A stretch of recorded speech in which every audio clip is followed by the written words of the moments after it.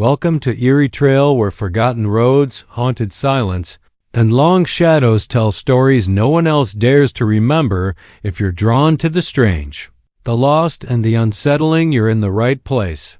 Like the video, drop your thoughts in the comments and subscribe for more stories that don't just scare, they stay with you. Out past the dust-swept county roads of East Texas, where the pine woods grow thick and the highway signs rust in silence, there lies a town called Gallowmere. It's not on most maps, and if you ask the locals in nearby towns like Henderson or Carthage, they'll either tell you it doesn't exist, or they'll glance at each other and change the subject, like you asked about a dead relative they all agreed not to speak of. The highway that passes near it, Route 19, seems to get narrower the closer you drive to where Gallowmere ought to be. Cell signals die, radio static thickens, and even the sky seems to sag under some invisible weight. The place is known, to those who whisper about such things, for what they call the horror shops. Not haunted houses, not Halloween attractions. Horror shops.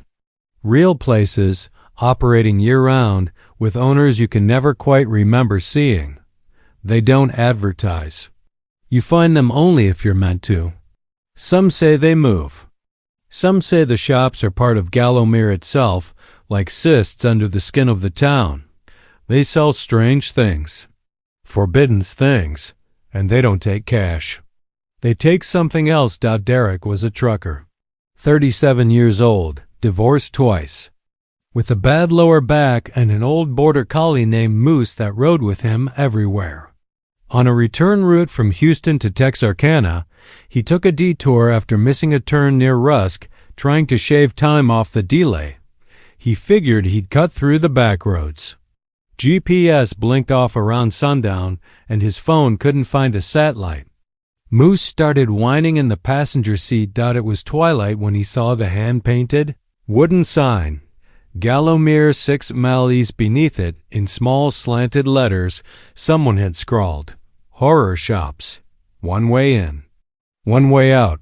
Derek laughed, muttered, "Hillbillies trying to scare tourists," and drove on.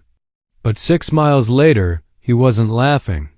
The trees on either side of the narrow road grew closer, branches like fingers brushing the top of his cab. There were no streetlights, just the orange haze of dusk bleeding over a horizon that didn't seem to get any nearer. Then, all at once, the road opened into a wide gravel shoulder, and Gallowmere sat in a shallow hollow of pine and fog, like it had grown there on its own. There was no welcome sign. No people on the sidewalks. Just a collection of old, squat buildings with their names painted in peeling letters. Jasper's Curious, the Skinning Post, Mirella's Oddities, the Hookbone Shelf. Their windows were either blacked out or filled with things he didn't want to look too closely at. The first shop had bones hanging from the awning. Small ones, clean, bleached. A bell above the door rang as he stepped inside. It smelled of dried herbs and something metallic, something like old blood. The woman behind the counter wore a shawl that shimmered like it was wet. Her skin was so pale it looked powdered, and her eyes were the kind of blue you only ever see in blind people or ice. "You came," she said, like she'd been expecting him. Derek frowned. "Yeah, just passing through. What exactly do you all sell here?" "We sell what you lost, what you want back, what you never should have found. We sell pieces of things, sometimes people." Derek stared at her. Moose growled low behind him. She turned her gaze to the dog and smiled. "He smells it on you. You've seen death." Derek started backing toward the door. "Look, I was just... You want your brother's voice back?" she asked. He froze. She smiled wider. "He drowned when you were 12. You never told anyone that you pushed him off the boat." Derek didn't remember walking out. He only remembered being outside, sweating despite the cold. Moose barked once and then went still. He tried to leave. He really did. Got back in the cab, started the engine. The GPS still wouldn't work. He drove 10 miles down the road he came in on. But after the 10th mile, the gravel turned familiar. He passed the bone-hung shop again. That's when he understood. One way in. One way out, but no one ever said when you get out. He tried the second shop. Inside, it looked like an old apothecary. Jars lined the shelves, filled with things like shrunken heads, baby teeth, bird hearts. A man sat in a rocking chair, reading a book that was more scar than paper. "You have to trade," the man said without looking up. "You want to leave, don't you? What do you want from me?" The man looked up then, and his eyes were stitched shut. "Something personal, something that costs you. That's the rule." Derek left that shop too. The third shop was full of dolls. Hundreds of them. Their eyes followed him. The owner, a child that looked no older than 7 but spoke like she was 80, offered him a small porcelain figure that looked eerily like Moose. "Take it," she said. "It'll let you remember what you've forgotten." He didn't take it. But Moose barked once, then whimpered, and Derek saw blood on the seat when he returned to the truck. Over the next 3 days, Derek visited each shop. He slept in his truck at night, but never rested. The air in Gallowmere was too heavy. Time felt wrong. Nights stretched long, but clocks never moved. He never saw another person. Just those shopkeepers. Just Moose, who now refused to leave the cab and had started growling at nothing in the darkness. At the 4th shop, the hook-bone shelf, he gave in. "I want to leave," he said. "Tell me what I have to give." The man behind the counter smiled. His teeth were long, yellowed, filed. "TO points. Your guilt," he said. "That's it?" The man nodded. "All of it. Every drop." Derek didn't ask how. He agreed. He signed a paper in blood. And then he woke up in his cab. On Route 19, with the GPS working, sunlight, birds, Moose sat beside him, tail wagging like nothing happened. He laughed. Maybe it hadn't happened, but something felt light too light. He drove on. He didn't think about his brother. Not once. He couldn't even remember his face. In the months that followed, Derek became different. He didn't feel things the same. When he saw an accident on the highway, he didn't stop. When a friend called, crying about her cancer diagnosis, he told her to stop bothering him. When Moose got hit by a car chasing a squirrel, Derek didn't cry. Just dumped the body in a ditch. Eventually, he stopped driving. Stopped working. He moved to a trailer outside Mount Pleasant and lived off savings. Didn't see anyone. Didn't care. Then one night, he woke up at 3:33 a.m. to a knock on the door. He opened it. HUDDING. No one was there, but on the porch sat a porcelain doll. Its eyes were blue. Its mouth, when he leaned close, whispered in a voice he had not heard in over 20 years. "Why did you push me, Derek?" He screamed, through the doll. It shattered. The next night, there were 2. Then 4. They appeared in mirrors, in the shower. In his bed, he drank to block it out. Didn't work. And slowly, the memories returned. But wrong, twisted. He remembered. The moment his brother fell off the boat, but now the boy was smiling as he sank. He remembered his mother calling his name, but her face was stitched up like the man in the second shop. He remembered Moose, but now the dog's face was porcelain. Derek went back to Route 19. He drove through Rusk. He searched for the sign. Gallowmere. 6 miles, but it wasn't there. He drove that whole damned highway. Nothing. And at night, the dolls came closer. Eventually, someone found his trailer. No body, just a smell. And hundreds of dolls, all whispering in unison when the sheriff opened the door. He made the wrong trade. It started in a quiet little town called Laurel Ridge, a place so far off the beaten path of Texas highways that even the locals joked about being forgotten by God and Google Maps. About an hour east of Waco, surrounded by dry scrub, low hills, and long-forgotten oil pumps, Laurel Ridge was the kind of place you only ended up in by accident or by fate. If you believed in that sort of thing, Macy Ruiz never believed in fate. She believed in rent, gas prices, and deadlines. She was 29, a freelance photographer who took a detour on her way to a nature shoot in Palestine, Texas. Her GPS rerouted her after a wreck on the main highway, and soon enough, she found herself on a cracked road bordered by rusted, barbed wire and mesquite trees.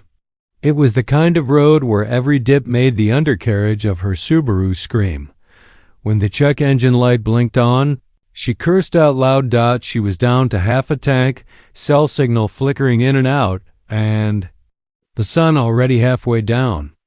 The dirt road kept narrowing until it became almost one lane, and she was considering turning around when she saw the sign. Old, wooden, nailed crook to a leaning post.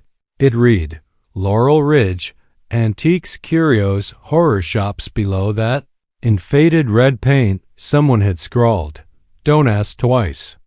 Don't buy twice. She took it as a joke or a theme shop. Some local backwoods attempt at a spooky tourist attraction. Maybe she could even photograph it, make something out of the detour. The town was nestled in a hollow, ringed by dry hills, like a jawbone waiting to snap shut. One main street ran through it, with low brick buildings, dusty windows, and crooked doors. No people, no lights. Just the stillness of a place in between times.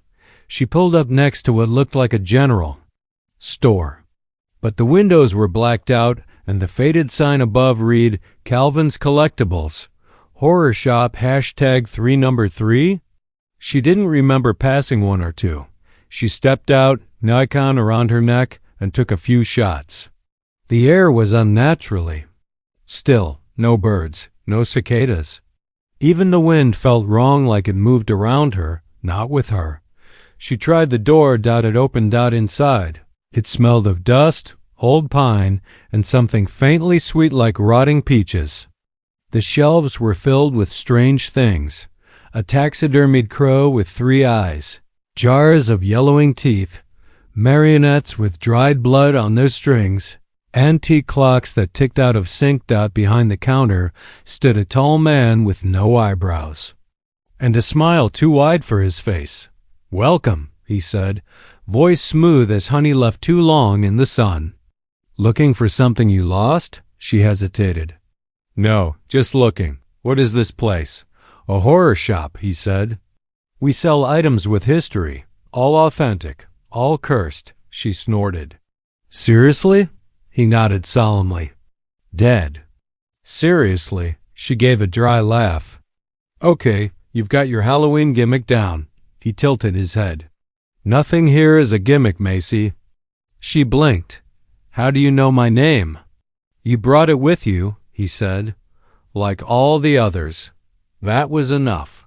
She turned and left. Outside. The street looked different. Darker. Longer. She could have sworn she parked right in front, but her car was gone. No tire tracks. Just dust and the echo of her own breathing. She ran down the street, calling out. Nothing. And then, one by one, the shops began to light up. There were 4 of them. #1. Hatcher's Goods and Rituals #2. The Riddle. Window #3. Calvin's Collectibles #4. The Last Bargain. One way in. One way out. She remembered the sign. Inside Hatcher's, she found a room full of mirrors, but not her reflection. Not exactly. Each mirror showed her, but twisted. One held her crying over her mother's body. Her mother was still alive, wasn't she? Another showed her holding a knife in a dark room. Another showed her standing in a wedding dress, blood down the front. An old woman sat in the center of the room, eyes black as coal. You'll have to choose one to pass, she rasped. One reflection to live. Macy backed out without saying a word. The riddle window was worse. It had no shelves, no products. Just a giant pane of glass set in a wooden frame like a storefront window to nowhere. She approached it. On the other side was herself again, but this. Macy was smiling, peaceful, holding a child, married, safe. The life she could have had if she'd stayed in Houston. If she hadn't left her fiancé. If she hadn't run from everything and tried to find herself behind a camera lens. The glass cracked when she reached for it. Behind her, a voice whispered, "You can have it, but it costs." She spun around. No one there, only a handwritten sign, taped to the wall. "Look long enough and you'll forget who you are." She turned away. Shop. #4. The last bargain. A single door. A single room. Empty, except for a table. And on the table, her Nikon. But when she picked it up and checked the display, the photos weren't hers. Each one showed her in Laurel Ridge, but twisted. In one, her eyes were sewn shut. In another, she had no mouth. In the last one, she was hanging from a tree behind shop number 2, her camera around her neck. She dropped it. Footsteps behind her. She turned too. Slow. Something grabbed her. Darkness. She woke up on the side of the highway. Back in her car. Check engine lights still on. Moose. Her GPS voice calmly told her to turn left in 300 feet. She drove to her shoot in Palestine. Made it on time. No memory of how she got back, she told herself. It was a dream. A stress hallucination until she opened her camera and found a photo she never took. Photo of her in shop number 3, talking to the man with no eyebrows. Behind her, in the mirror above the counter, her reflection smiled.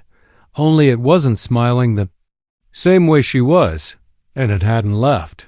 Not with her, but it was following her. Now. In every mirror. Every puddle. Smiling. Waiting. Because she hadn't asked twice. She hadn't bought twice, but she'd looked too long, and that was enough. The thing about Texas is that it's big enough to hide anything. Ghost towns, government bunkers, cult compounds, they all get swallowed by the dirt and heat. Roads get erased by weather and time. And sometimes, entire towns seem to vanish from maps like they never were there to begin with. But not everything disappears cleanly. Some things leave scars. That's what brought Tristan Murdoch to DeWitt County. He wasn't a ghost hunter or a thrill seeker. He was a probate investigator, the guy you call when someone dies and there's no known next of kin. Usually that meant trailer parks, forgotten apartments, unpaid bills, and boxes of junk no one wanted. But this one was different. The case file was thin. A man named Avery Polk had died in a motel in San Antonio. No ID, no recent address. Just a torn envelope in his pocket, yellow with age. Addressed to Polk's Rare Finds, Highway 144, Jericho Bend, TX. The problem? No such town came up in the system, but Tristan found it, eventually, on a 1973 survey map filed in a fouled-in, dusty archive room in the back of the DeWitt County Records Office. One road in, no mention of a population. Just a little dot surrounded by dense brushland and marked with the words, Commercial Zone Horror Retail Cluster. He assumed it was a joke. He was wrong. He left early on a Monday, gray skies hanging low over the horizon like a loaded promise.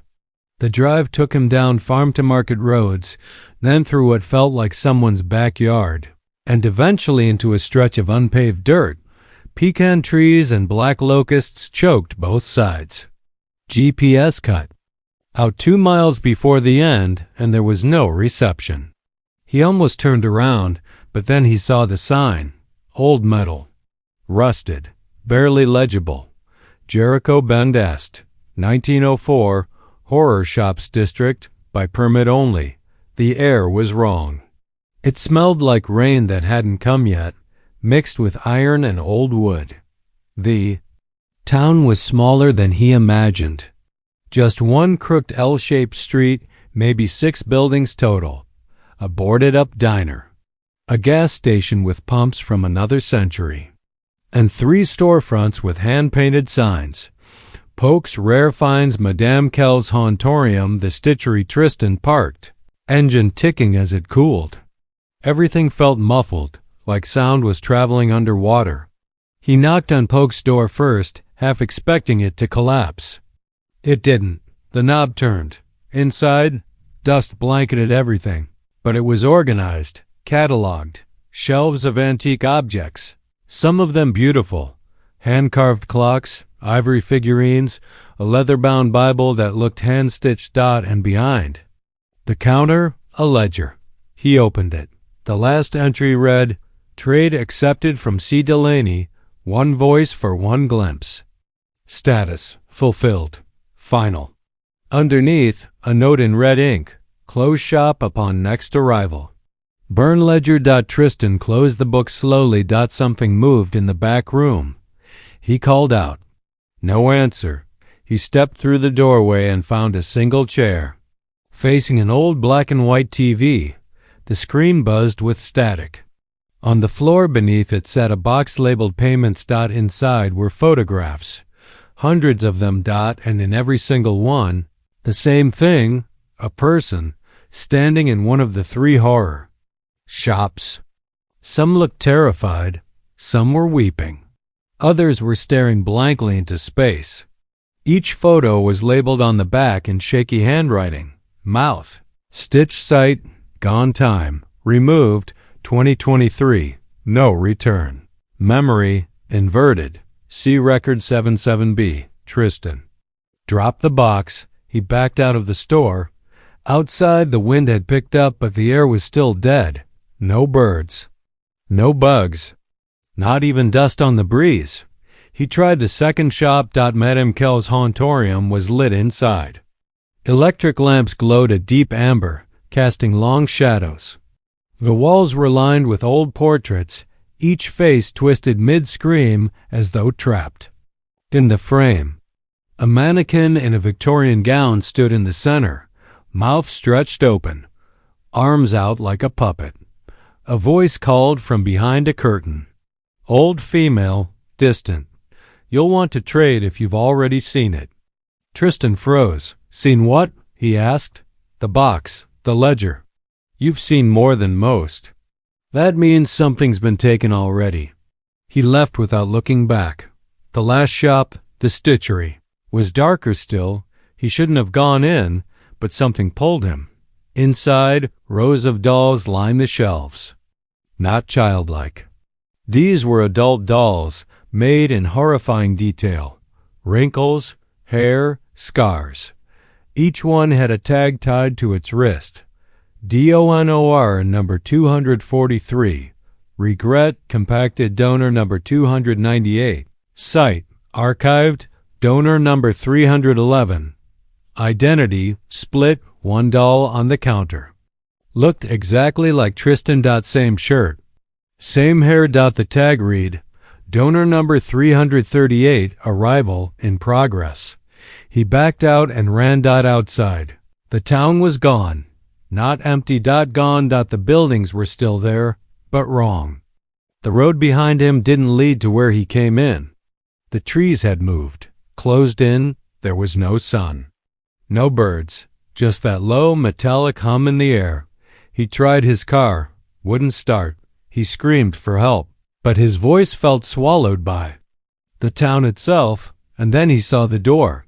Not to a building. To something else. It was in the alley, between Polk's and the stitchery. A black iron door in a brick wall that hadn't been there before. Carved above it were the words, "The 5th shop, nitrogen monoxide retuarns." He opened it. He had to. Inside was a long, narrow hallway lined with shelves. Each one held something, a wallet, a shoe, a camera, a clump of hair. Each had a name tag, a date, some recent, some older than he could believe. He walked deeper. At the end was a mirror. He looked into it and saw nothing. No reflection. No Tristan. Just darkness. And a voice behind him said, "Trade complete." The door vanished. So did the town. Tristan Murdoch, was never found. His car was discovered a week later, out of gas, buried in overgrowth 20 miles from the nearest road. The only clue was a torn page found in the glove box. A photo of him, standing in front of Polk's Rare Finds, smiling. On the back, in faded red ink, "The horror shops remember you, even if no one else does." In the far stretch of West Texas, where the land goes dry and cracked and the wind never stops moving, there's a town not listed on any modern map. Locals near Abilene call it Hell's Half Mile, but it's not really a mile and it sure as hell ain't empty. It shows up sometimes, late at night, when the road seems longer than it should be, when you're alone and exhausted and the radio starts picking up strange stations. That's how Yalin Moore found it. He was a trucker on a solo haul from Lubbock to San Antonio. It was supposed to be a straight run, a few long hours and done by dawn. But a detour, some construction or an accident, took him off I-27 and onto back roads that twisted through pitch-black cotton fields and rusting windmills. His GPS gave out around 2:30 a.m., right as the road signs stopped making sense. One pointed to Barstow, a town that should have been 200 miles west. Another pointed to Lost River Pop. 0. Then he saw it, a row of lights on the horizon, hazy in the dusty air. Neon signs buzzing faintly in the dark, flickering like they were struggling to exist.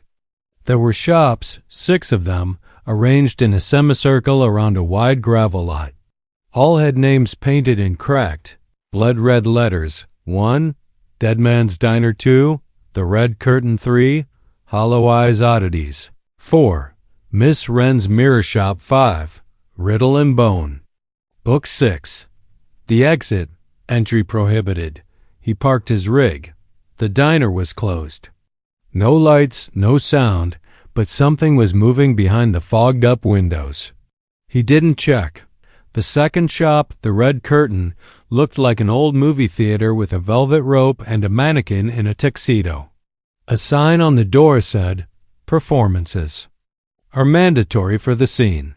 He didn't know what that meant, and he didn't want to know. He walked on. Shop number 4 pulled at him. Miss Wren's Mirror Shop, glass display windows, all fogged over from the inside.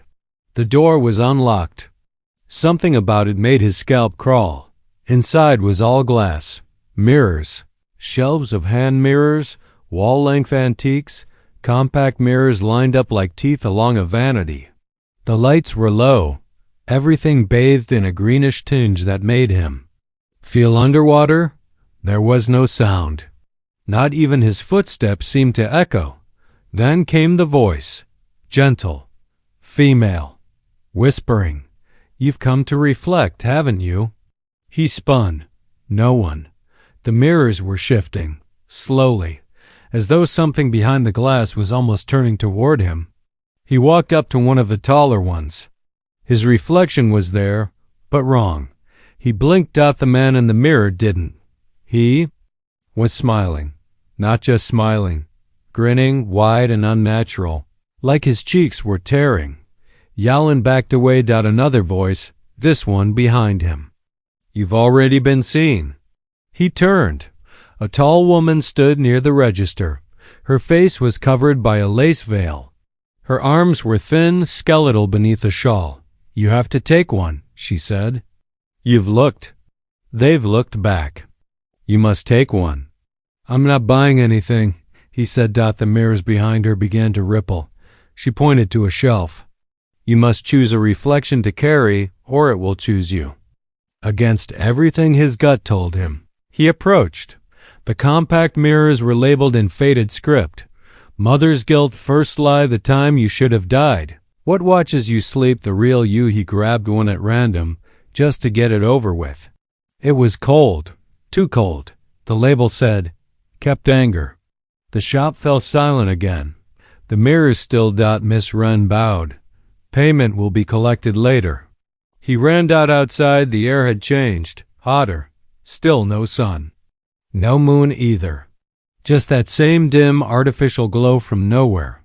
He tried his truck. The door was locked. He hadn't locked it. In the seat was a person. No, not a person. A shape, human-shaped, but its face was covered in mirrors, all reflecting him. He ran for shop number 5, the bookstore. Inside, the shelves were made of old bones. Real ones. The books were thick and smelled like decay and oil. Names on the spines weren't titles. They were dates. Moments: April 14th, 2013. Gunpoint June 2nd, 2007. Abandonment October 31st, 2020. The lie: he found one with his own name on the spine. Opened it. It described everything he'd done since birth. Every lie, every thought, every dream. Down to the words he had just spoken in Miss Wren's shop. Then he flipped ahead to the future to a page with today's date. It read, Yalin looks up. He hears the bell ring. He turns around. The girl from the mirror shop is standing in the doorway. Her veil is gone. Her face, the page ended there. Blank. The bell rang. He slammed the book shut, ran out. Shop number Y, the exit, was the only one left. Barred, locked. A sign on the door said, Entry is final. Do not knock. He banged on it anyway. Behind him, the others were coming. Shapes from the shops, the mannequin, the veiled woman, his mirrored self, all walking slowly, no footsteps. Just presence. He screamed. The door creaked. Opened. Darkness beyond. He stepped in. The door slammed. Silence. A voice echoed from all around. You chose escape. He was falling. Forever. And then he woke up. In his truck. It was morning. Sun high in the sky. Parked outside a roadside gas station. A clerk knocked on his window. You okay, man? You've been sitting there for like 30 minutes. He blinked, nodded, drove off, tried to forget, but the compact mirror was still in his pocket. When he opened it, his reflection wasn't him. It was the version of him that never left the mirror shop, and it was grinning. The rains came down hard the night Emery Lane took the wrong turn. He was on his way to Port Aransas, planning to surprise his sister with a weekend visit. The coastal highways had been flooded in places, forcing him inland where the GPS lost its mind somewhere outside Goliad. He should have turned around. Should have waited for daylight. Should have listened when the truck stop clerk told him, you don't want to be out past dark on roads that weren't paved in this century. But Emery had always believed in logic. GPS may have failed him, but he had a full tank of gas, dry clothes, and a compass on his dashboard. What could go wrong? He saw the sign just after 1 a.m. peeling white paint, barely visible under the rain. Sundown Hollow, Est. 1871 Shops of the Forgotten. He drove past it at first, thinking it was a leftover from some antique roadside attraction. But then the rain thickened and the road narrowed. There were no turnoffs. Number houses, no lights. Just trees like black skeletons and the sound of the wipers slapping away. 10 minutes later, he saw lights in the distance. Dim, flickering, amber yellow like gas lanterns.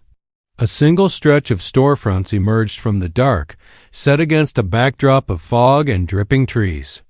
He counted 5 buildings, their wooden signs hanging crooked in the wind. The Lantern Man's. Supply Nana Crow's trinket, keep the third pawn house of Hollow Hours Echo's consignment. He pulled into the gravel lot. The truck idled. The radio fizzed and spat static before going dead. A woman stood near the first building. No umbrella. No movement. Just watching.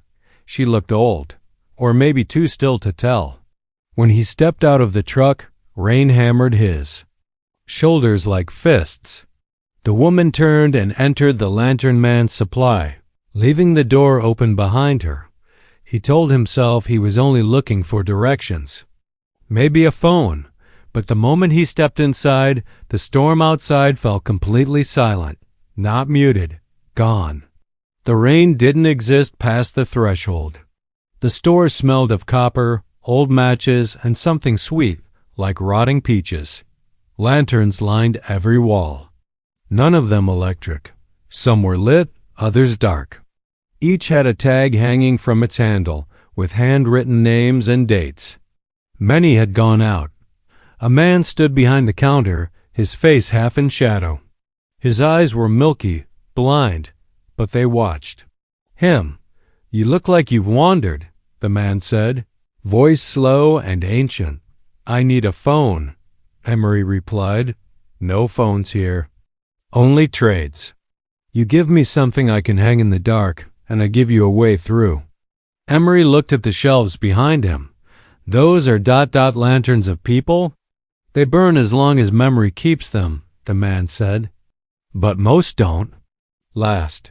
It's hard to be remembered in a world that forgets faster each day." "I don't want a light," Emery said. "I want to leave." "You already lit your lantern when you saw the sign."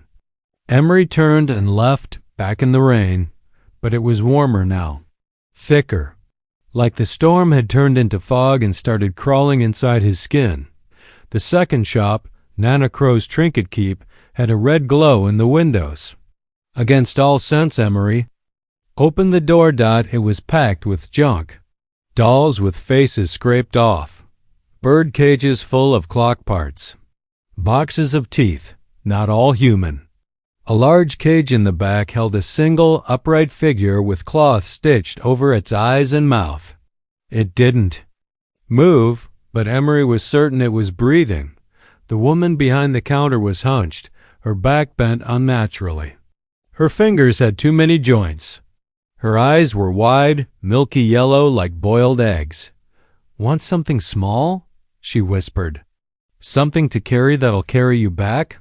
I just want to leave. All who wander and owe a trinket. That's the rule. A piece of you. A memory, a truth. Which one'll it be?"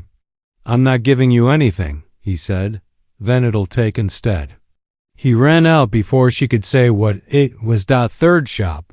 The third. Pawn. The door opened before he touched it. Inside were shelves of glass jars, hundreds of them. Each jar held something impossible. A sigh caught in fog, a memory of drowning, a scream that still echoed. Some were labeled, others not. A boy sat at a desk in the corner, no older than 16. Emery almost didn't see him until he moved. "I pawned my voice when I was 12, the boy said. His mouth didn't move. The voice came from behind. Emery whispered directly into his ear. "I pawned my sleep a year later. Then I sold the rest. Nothing left now but space." "I don't belong here," Emery whispered. "No one does." "But they all come. They all shop. What are the shops?" "Regret. Memory, fear, time, and ending. They change faces, but the doors stay the same." Emery backed out. The fog was thicker now. He couldn't see his truck. Couldn't see the trees. Only the final two shops remained, glowing faintly in the gloom. He stepped into the fourth house. Of hollow hours.